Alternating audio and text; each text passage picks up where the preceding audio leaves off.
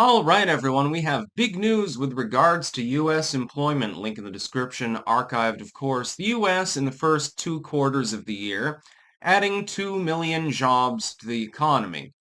But there's a caveat, and it's actually a really, really great one. Technically, it's only 1.5 million jobs. That's because 500,000 people who are not, legally immigrated into the United States dropped off the rolls. Yes, 500,000 people mostly chose to self-deport. Some others, of course, afraid of ICE agents, presumptively just went into hiding. This is what we want. This is what we voted for. The actual job count is rising at a rate commensurate with economic growth. Inflation is lower, although it is still there, admittedly.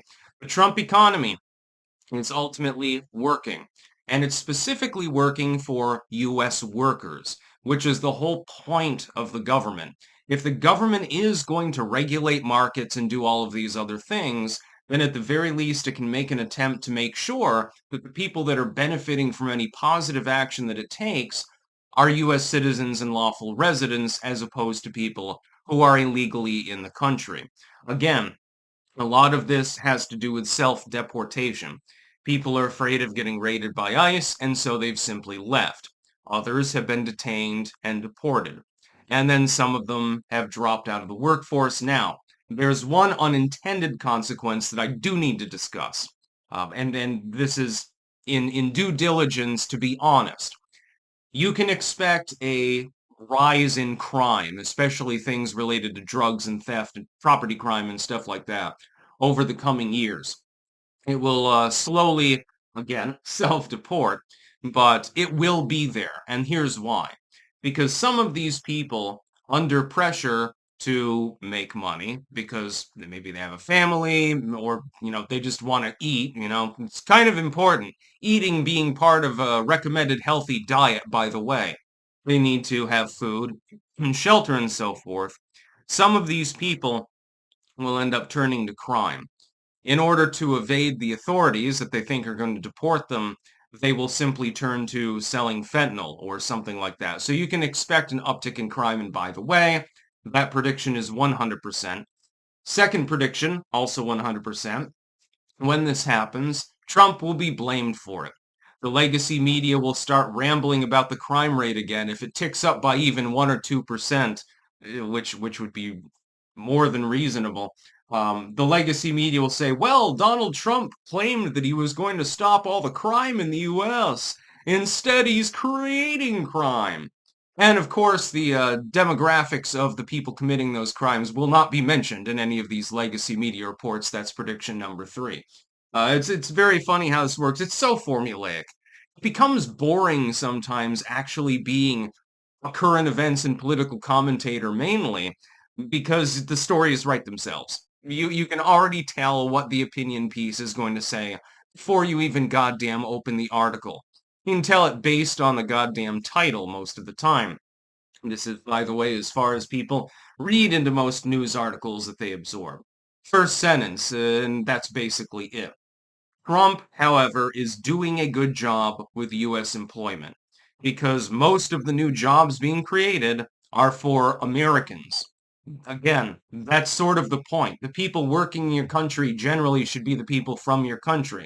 It's like I'm not going to go over to England and nick the job of some English person and put them out of a job.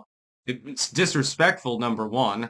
It should be criminal, number two, in many cases. If you're like a lawful resident or something like that, like obviously you need to be employed and shit.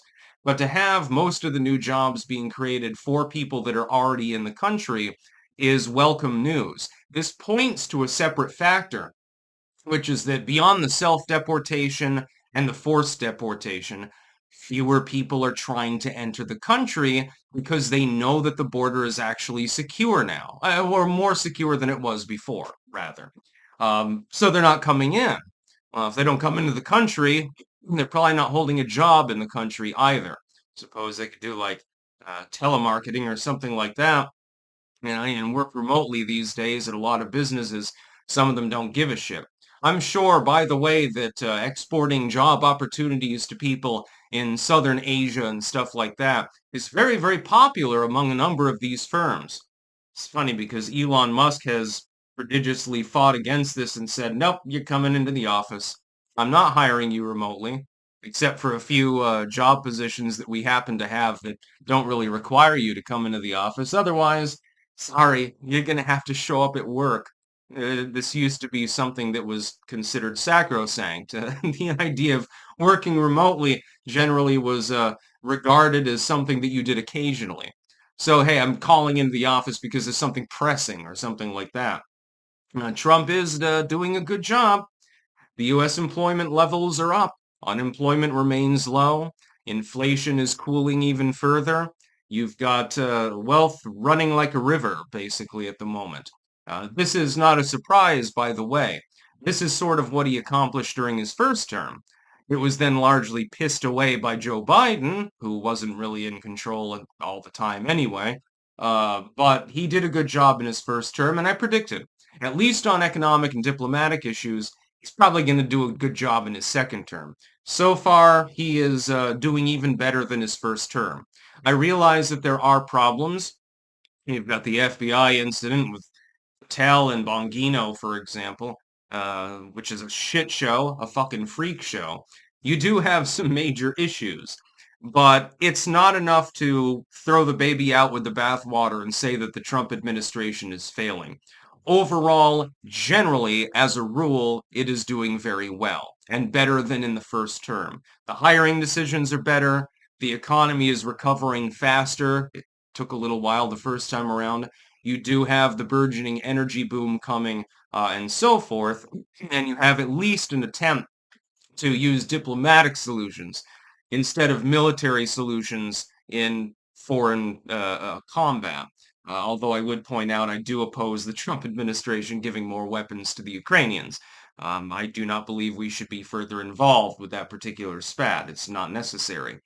But as a general rule, Trump is doing a good job. This is more evidence of that. That's about all. Peace out.